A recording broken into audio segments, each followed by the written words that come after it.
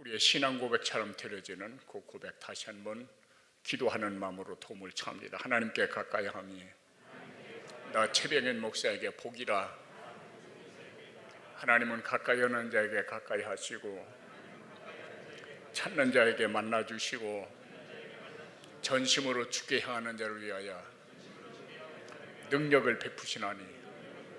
아멘. 나 최병현 목사에게 복 주시기 원하시는 하나님, 나를 지켜주시기를 원하시는 하나님, 나에게 은혜 베푸시기를 원하시는 하나님, 나에게 평강 주시기를 원하시는 하나님, 감사합니다. 고맙습니다. 찬양합니다. 사랑합니다. 주여, 오늘의 슬픔이 편하여 내일의 춤이 되게 하소서. 오늘의 한숨이 편하여 내일의 노래가 되게 하소서. 애통의 상복을 벗기시고 파티복으로 나들이 옷으로 갈아입혀 주소서. 주여, 나 때문에 가정이 행복하게 하소서. 교회가 행복하게 하소서. 나라와 민족이 행복하게 하소서. 나로 하여금 제2의 오벳 에돔 되게 하사 신앙의 명문 가문 되게 하소서. 아멘.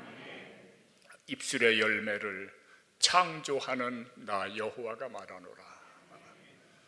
이 고백 속에서 우리가 얻어지는 진리, 그리고 무엇을 느끼게 됩니까? 전부 다 주시기를 원한다는 거지요. 그렇죠? 복 주기를 원하고, 지켜주기 원하고, 은혜 베풀기를 원하고, 평강 주기를 원한다. 전부 다 주시고자 하는 거예요. 그 주시고자 하는 하나님께서 성자 하나님, 그를 이 세상에 보내셨습니다. 누구를 위해서? 바로 나를 위해서, 너희를 위하여, 너희를 위하여.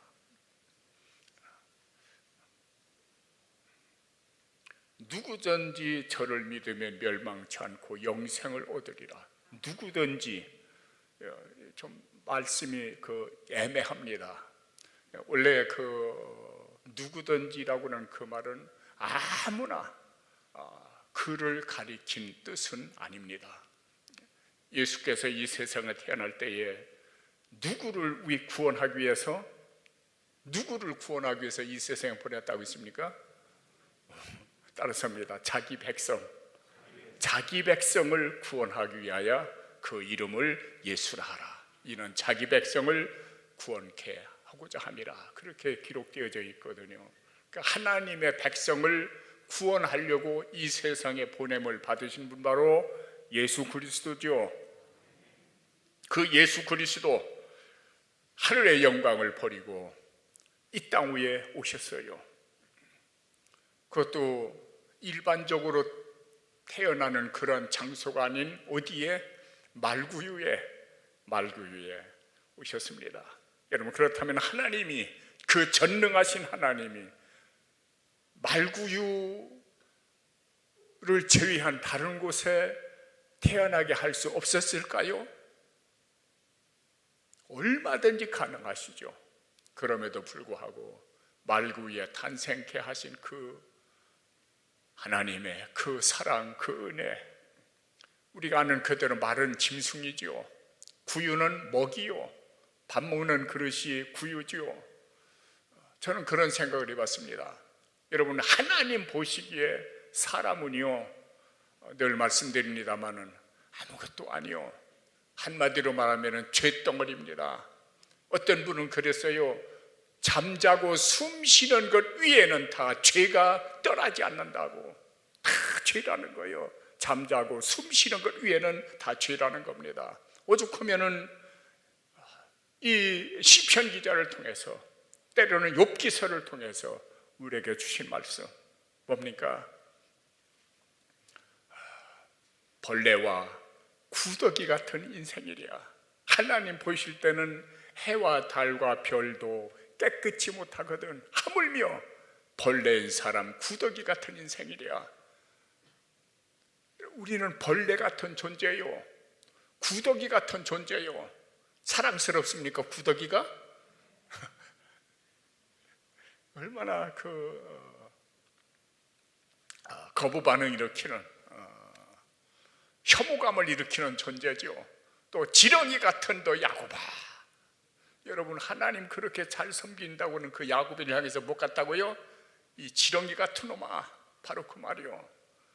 만약에 사람들이 여러분을 향해서 이 구더기 같은 새끼야, 아니면은 새끼라고 했어요. 죄송합니다. 그 구더기 같은 니마, 아니면은 벌레 같은 니마, 지렁이 같은 놈아, 그렇게 한다면 기분이 좋을까요? 너 두고 보자. 언젠가 왼수를 꼭 갚을 거다. 아마 그렇게 거부 반응을 일으키고 이제 증오심을 일으킬 거예요. 어쨌든 인간이 그런 존재예요. 믿음의 조상 아브라함을 향해서 티끌과 같은 나라도 그렇게 말하지 않습니까? 티끌 같은 존재, 이것이 인간의 실체요. 그러한 인간을 위해서 하늘의 영광을 버리고 이 땅에 오신 분이 바로 성자 하나님이요. 찬송시에 있는 것처럼 여호와의 말씀이 육신을 입어 날 구원할 구주가 되셨도다.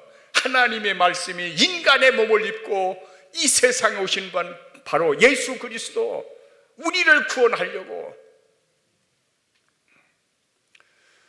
그런 생각을 해봅니다. 이 동방 박사들이 예수님 탄생을 위해서 그 예수님 만나려고 어디에서 학자들의 견해에 의하면은 바빌로니아 또는 페르시아, 바빌로니아가 망한 다음에 이런 나라가 페르시아거든요. 그러니까 땅덩어리는 똑같은 바빌론이나 페르시아나 땅덩어리는 똑같은 거예요. 거기에서 어디까지? 예루살렘까지, 베들레헴까지 온 거예요. 여러분, 그 길이 굉장히 험한 길입니다. 이 수많은 도적들이 매복하고 있는 길입니다. 그리고 우리가 아는 그대로 이 광야, 이 중동 사막, 낮에는 태양빛으로 복사열로 인하여서 숨이 막힙니다. 밤에는 물이 없기 때문에 온도가 급강합니다. 밤에는 추위, 낮에는 더위. 여러분, 목숨을 걸어야 되는 거예요. 그것도 가까운 길입니까? 하루 이틀에 가는 길입니까? 아니요. 에스라서에 보면은 그 에스라가 아닥사스다 왕의 허락을 얻어서 아닥사스다 왕 제7년에 에스라가 예루살렘으로 돌아오는데 정월 초하루에 출발해서 하나님의 도우심으로 5월 초하루에 도착했다. 그렇게 기록되어 있어요. 에스라 7장 9절에 기록된 말씀이죠. 하나님의 도움을 받았는데도 불구하고 그 바빌로니아에서, 페르시아에서 예루살렘까지 4개월이 걸렸다는 얘기예요. 4개월. 그러면 적어도 동방박사들이 별빛의 인도를 따랐다 할지라도 적어도 4개월 이상 걸렸다는 얘기죠. 그 머나먼 길을, 그 생명을 바쳐야만이 갈 수 있는 그 길을 오직 누구를 위해서? 예수 그리스도를 경배하기 위해서. 내가 경배하러 왔노라, 경배하러 왔노라. 여러분, 무엇하러 오셨습니까? 경배하러 오셨습니까? 아멘. 그게 맞는 거예요. 경배하러 오신 거예요. 그 머나먼 길을 목숨을 건 희생이죠. 여러분, 저들이 무엇하러 옵니까? 죽어도 그때의 박사들이 할 것 같으면 최고위층들입니다. 많은 사람의 사랑과 존경을 받는 그러한 존재들입니다. 얼마든지 이 땅 살아갈 때에 부와 기와 영광을 누릴 수 있는 존재들입니다. 그럼에도 불구하고 그 모든 것들을 어쩌면 팽개치고 메시아 예수 그리스도를 경배하려고 적어도 4개월 걸리는 그 머나먼 길을 목숨을 걸고 왔다는 것이죠. 빈손 들고 아니요. 그 목숨 건 그 예배 가운데서 저들이 준비한 예물은 그저 귀찮은 존재일까요? 말라기 선지자가 여는 것처럼 차라리 그 예물을 너의 총독에게 갖다 바쳐봐라. 그러면 그 총독이 기뻐하겠느냐? 하물며 완왕왕 되신 하나님 앞에 드리는 예물, 차라리 성전문을 닫을 자가 있었으면 좋겠노라고 탄식하시지 않습니까? 오늘 우리가 바로 그 모습이요. 주여 용서하소서. 잘못했습니다. 용서하소서. 깨닫게 하소서. 제2의 동방박사 같은 그 믿음을 소유할 수 있도록 나에게 은혜를 내려 주옵소서. 아멘.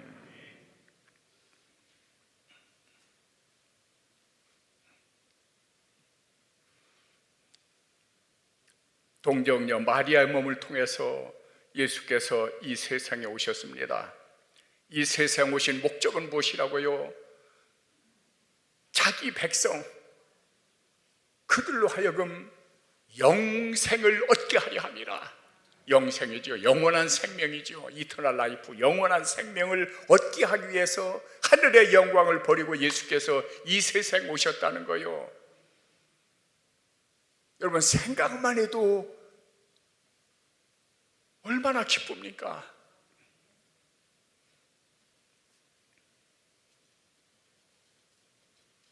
이 세상에서 제일 귀한 것이 뭡니까? 최고로 귀한 거 뭐니 뭐니 해도 돈입니까? 뭐요? 명예입니까? 권세입니까? 향락입니까? 아니죠. 한마디로 하면은 내 생명이죠. 그렇죠. 내 생명 끊어지면은 아무것도 아닌 거요. 다 물거품처럼 사라져 버리는 거요. 돈도 명예도 권세도 다 없어져 버리는 거요. 내 생명보다 귀한 존재는 없죠. 그러면은 이 생명을 투자해도 아깝지 않은 존재가 뭘까요? 영원한 생명이겠죠. 영원한 생명을 얻기 위해서 우리의 유한한 생명을 투자하는 것, 최고의 바람직한 삶의 스타일인 줄을 믿습니다.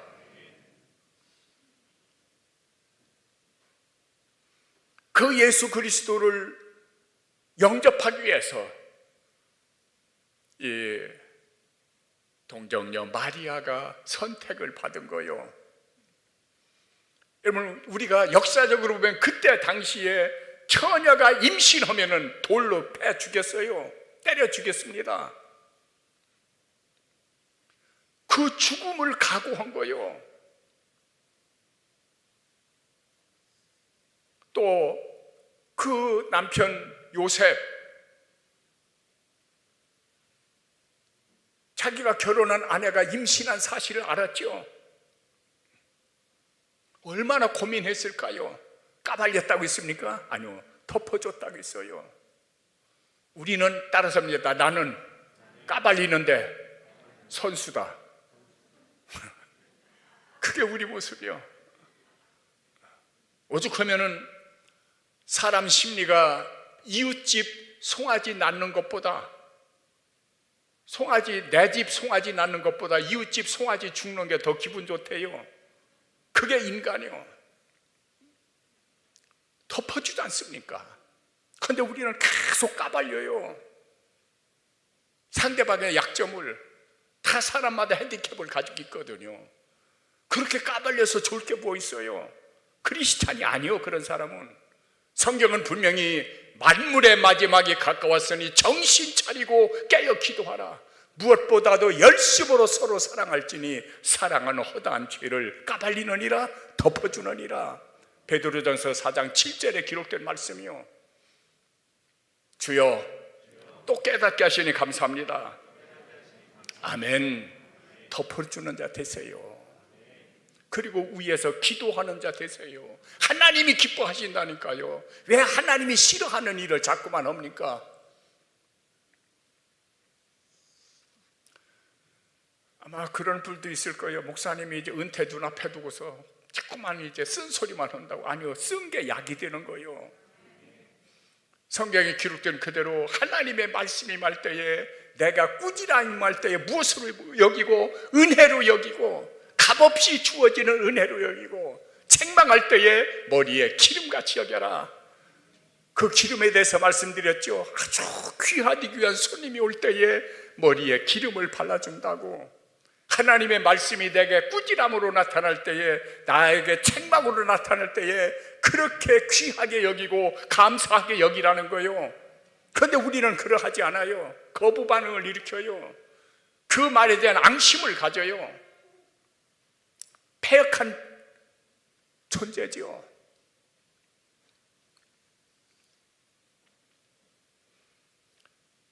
어쩌면 마리아는 죽음을 각오한 거요. 죽음을 각오한 거요. 그러한 희생 속에서, 그러한 각오 속에서 예수 그리스도가 이 세상에 탄생한 겁니다. 만약에 마리아가 노땡큐라고 거부했으면 어떻게 됐을까요? 그의 삶은 어떻게 되어졌는지 영광스러운 삶이 아니 되었을 거요. 마찬가지입니다. 주님이 원하시는 우리의 삶의 스타일은 뭘까요? 자기를 위하지 않냐고. 언제든지 사랑은 자기를 위하지 않는다겠죠. 그러면 누구를 위한다는 거예요? 위로 하나님을 위하고 땅으로 남을 위한다는 것이죠. 삶의 스타일을 나 중심으로 잡지 말고 하나님 중심으로, 그리고 상대방 중심으로 그렇게 삶의 스타일을 바꿔보세요. 하나님 기뻐하시거든요.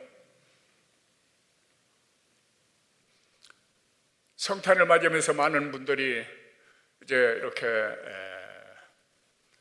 도울 수 있도록 그렇게 이제 여러 가지 선물들을 많이 이렇게 수북하게 쌓여 있었어요.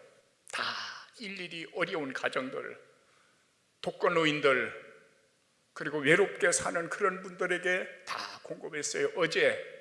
어제죠? 어제 우리 이제 전도사님들, 목사님들 총 동원해 가지고서 다 이렇게 그 차로 다 실어 날랐어요. 그를 보면서 마태복음 25장에 예수님께서 말씀하신, 내가 줄일 때에 너희가 먹을 것을 주었다. 내가 벗었을 때에 입을 것을 주었다. 목마를 때에 마시게 했다. 나그네 되었을 때 영접하였다. 내가 옥에 갇혔을 때에 와서 나를 돌아보았다. 의인들이 말하기를, 언제 우리가 그렇게 했습니까? 예수님께서 말하기를, 지극히 작은 자 하나에게 한 것이 곧 내게 한 것이라. 전에도 말씀드렸죠. 사울이 바울 되기 전, 사울은 크다라는 뜻이고 바울은 작다라는 뜻입니다. 주님을 만나지 못했다는 자기가 큰 자인 줄 알았어요. 주님을 만나니까 자기가 작은 자가 되는 거예요. 바울이 되는 거예요. 우리 그런 삶을 살아갑시다. 예수님께서 나타나셔서 사울아 사울아 어찌하여 내가 나를 핍박하느냐. 사울은 예수님 핍박한 적 없어요. 누구를 핍박했습니까? 예수 믿는 사람들 핍박한 거예요. 그 예수 믿는 사람 핍박한 것이 곧 주님을 핍박한 것이라는 얘기죠.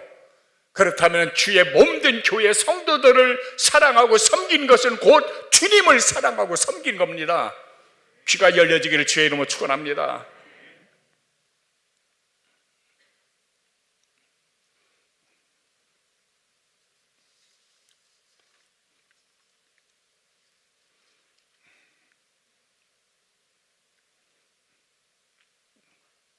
프랑스에 나폴레옹이라고 하는 황제가 있었습니다.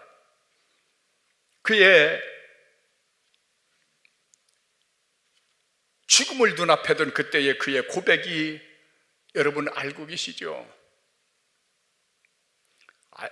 헬라의, 그리스의 알렉산더 대왕, 로마의 줄리어스 시저 황제, 그리고 나 자신 나폴레옹,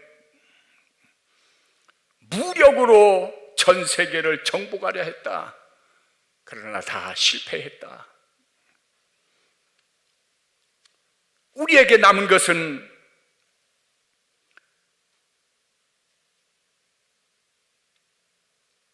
죽음과, 그리고 죽은 후에 나의 몸은 벌레들의 먹이가 될 것이다.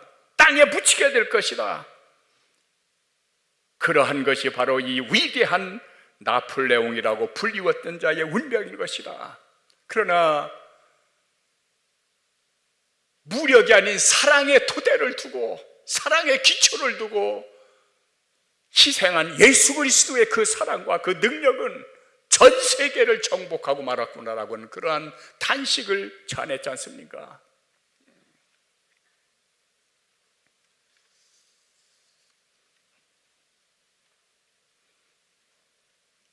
아무리 위대하고 굉장한 것 같아도 죽음 앞에는 다 아무것도 아닌 거예요. 물거품처럼 사라지는 거예요. 언제나 우리는 그를 염두에 둬야 됩니다. 하나님 앞에 설 날을 염두에 둬야 되는 것이죠.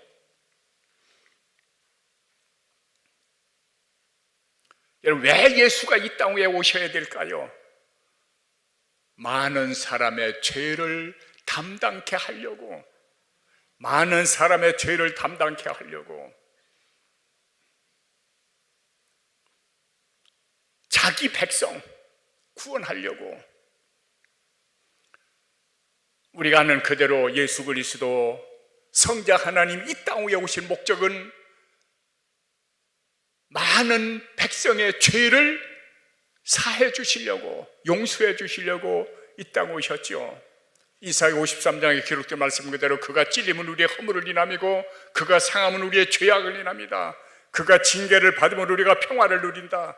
채찍에 맞으면 우리가 나음을 얻었다. 우리는 양 같아서 그릇 행하여 각기 제 길로 갔거늘 고집대로 갔는데, 감정대로 갔는데 하나님께서 우리 무리의 죄악을, 이 최병현 목사의 죄악을 예수에게 담당시켰다. 뒤집어 씌웠다. 그리고 죽은 거요, 우리 살리려고. 로마서 3장을 통해서 지구상에 의인은 한 사람도 없다고 있어요.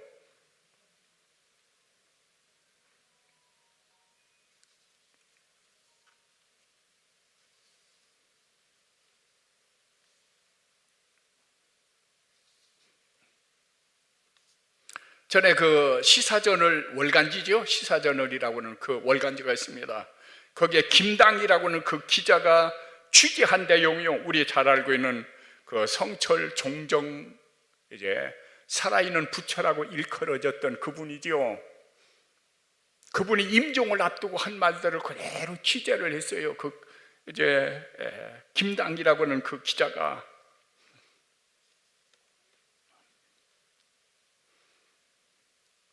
그 기록에 보면 그렇습니다.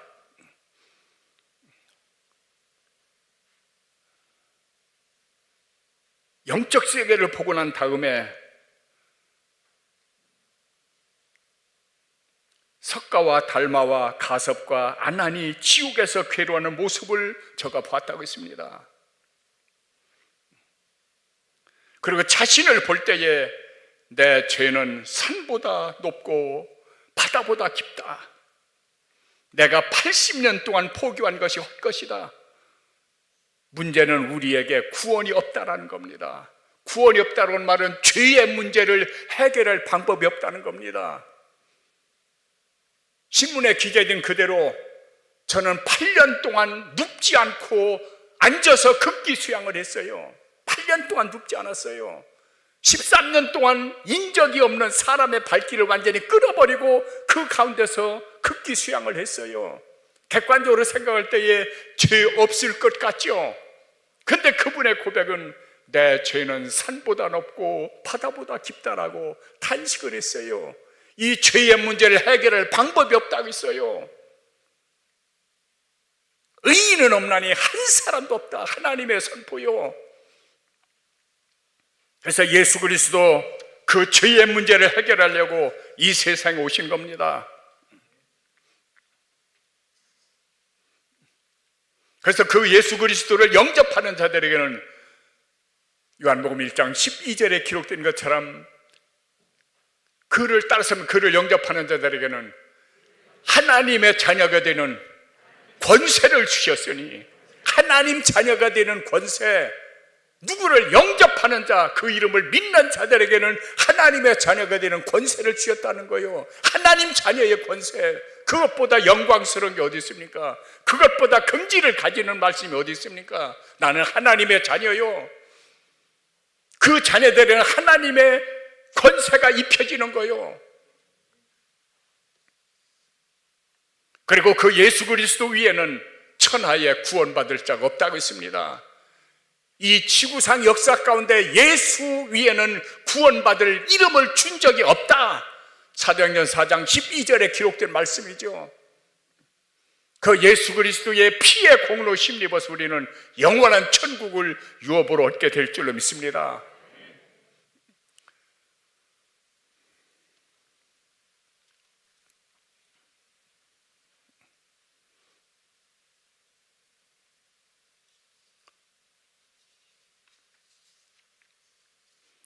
예수께서 친히 말씀하기를 나는 양의 문이라.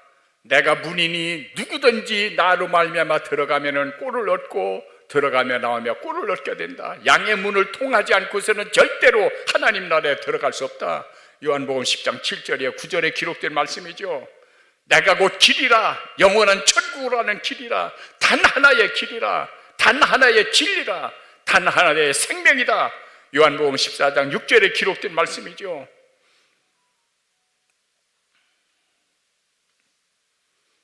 오늘 사는 우리, 내일을, 다시 오시는 주님을, 전에도 말씀드렸듯이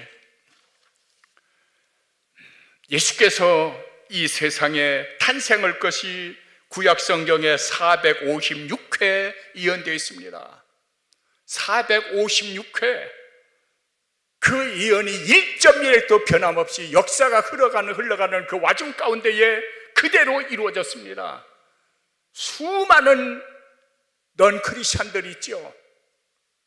반대파들이 있죠. 학자들이 있죠. 고고학자들이 있죠. 천문학자들이 있죠. 그럼에도 불구하고 예수님의 초림으로 오신다고 하는 그 메시아로 오신다고 하는 그 예언이 456번 예언된 것이 정확하게 이루어졌습니다. 그렇다면 재림의 예수는 어떻게 될까요? 1518번 예언되어 있다고 합니다. 초림보다 3배 정도 예언되지는 그 재림의 역사적 사건으로 이 땅에 주님 오실 겁니다. 준비해야죠. 맞이할 준비를 해야죠. 내 모습 이대로 주님을 맞이할 것 같습니까? 아니요. 우리 정신 바짝 차려야 돼요. 그리고 다시 한번 말씀드리거니와 작은 예수 되십시오. 그리고 섬김 받는 자가 아닌 섬기는 자의 삶으로 바꾸십시오. 사랑은 자기의 유익을 구하지 않는다고 했습니다. 내 유익을 구하지 마세요. 하나님 유익을 먼저 구하세요. 이웃의 유익을 구하세요. 어리석은 같이 보입니까? 아닙니다. 하나님의 말씀은 영원합니다. 우리는 눈앞의 것만 봅니다만 하나님은 영원을 바라보십니다. 난 그런 생각을 합니다. 사도 바울이 죽을 때까지 옥에 갇혀 있었지요. 왜 하나님이 사도 바울을 옥에 갇히게 했을까요? 만약에 사도 바울이 옥에 안 갇혔으면 성경이 기록 안 됩니다.